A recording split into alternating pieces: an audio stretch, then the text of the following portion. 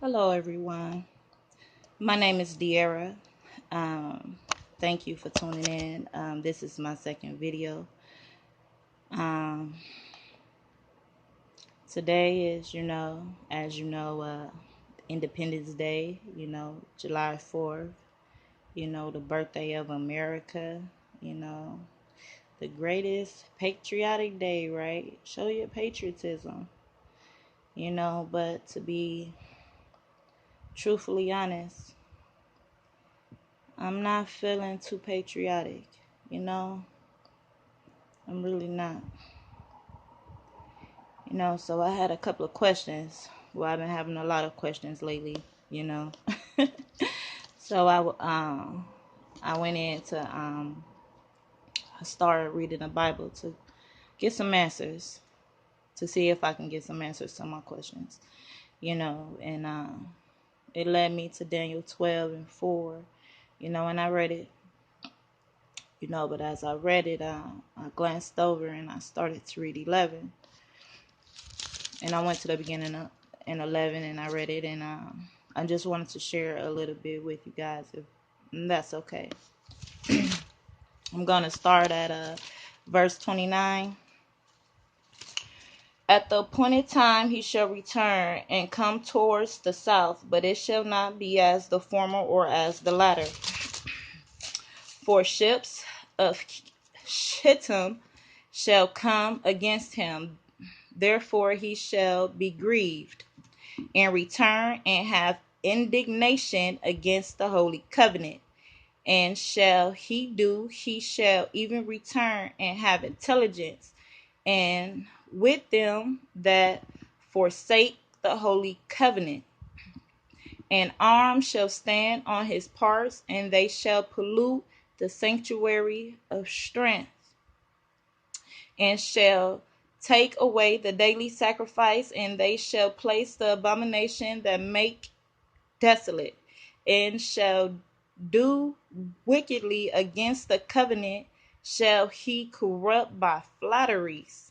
But the people that do know their God shall be strong and do exploits. They exploits in my Bible. When I go to I have precepts, has a number. It says that action, take action. It says that these people that is with this king, that he has persuaded with flatteries, they know that their God is going to take action against them. It says, they that understand among the people shall instruct many, yet they shall fall by the sword, and by flame, by captivity, and by spoil many days. Now when they shall fall, they shall be helped, but many shall cleave to them with flattery, and some of them of understanding shall fall, to refine them, and to purge, and to make them white, even to the time of the end, because it is yet for a time appointed. And the king shall do according to his will, and he shall exalt himself and magnify himself against every God, and shall speak marvelous things against the gods of God. Now, who is the God of gods? Isn't that the creator? Isn't that I am that I am? Isn't that Heya? Isn't that the Ancient of Days? Isn't that the God of Abraham, Isaac, and Jacob? Isn't that the God of Israel? Is that your God? Is that your creator? Okay. Okay. Let me get back to it, right?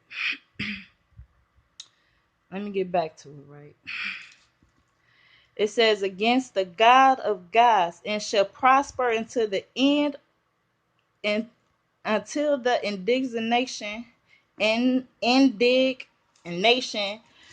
be accomplished, and for that is determined shall be done. Neither shall he regard the God of his father, nor the desire of a woman, nor regard any God. He shall magnify himself above all, but in his estate shall he honor the God of forces. Forces like water, like the air, like underground, like the dirt. Like, isn't that Zeus, Hades, and Poseidon? Right? And a God whom his father knew not shall he honor with gold and silver and with precious stones and pleasant things.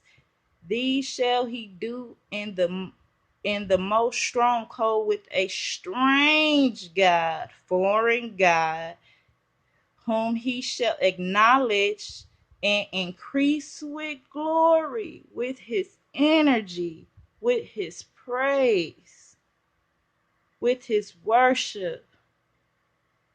And he shall cause them to rule over many, and shall divide the land for gain. That was the end of 39.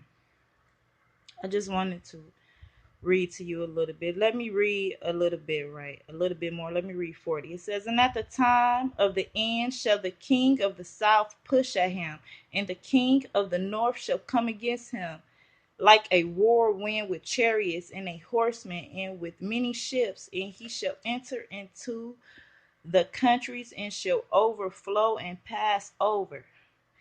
And it says he shall enter also into the glorious land, and many countries shall be overthrown, but these shall escape out of his hand, even Edom, even Moab, and even the chief of the children of Ammon.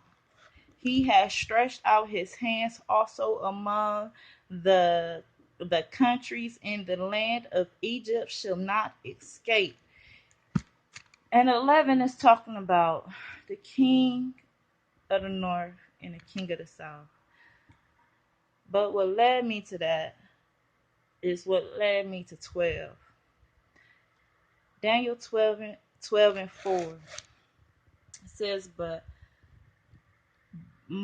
thou, O Daniel, shut up these words, and seal the book, even to the time of the end. Many shall run to and fro, and knowledge shall be increased. We at a day and time where they say the information age. You can find there's so much information on the internet. You can find any and everything on the internet. You can find any piece of literature, and you can pretty much get your hands on pretty much anything. First you couldn't. Now things are starting to be unveiled to us, and not just to us, but to a lot of people. But it's really time for us, the African Americans. But you ain't African. You are the copper color races that was found in the Western Hemisphere. You have always dwelled on these lands. These were your inheritance. Our people died and fought for these lands.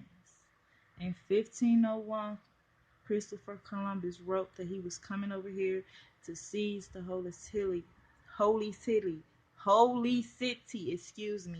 in a Biblioteca K Sevilla. I need y'all to read that. He said he was coming to retake the holy city. Why did he come to the Americas to retake the holy city? Jerusalem and Mount Zion. I thought that was in the quote unquote old world. But are we living in the old world? Or do you still think this the new world? I'm just saying, be easy.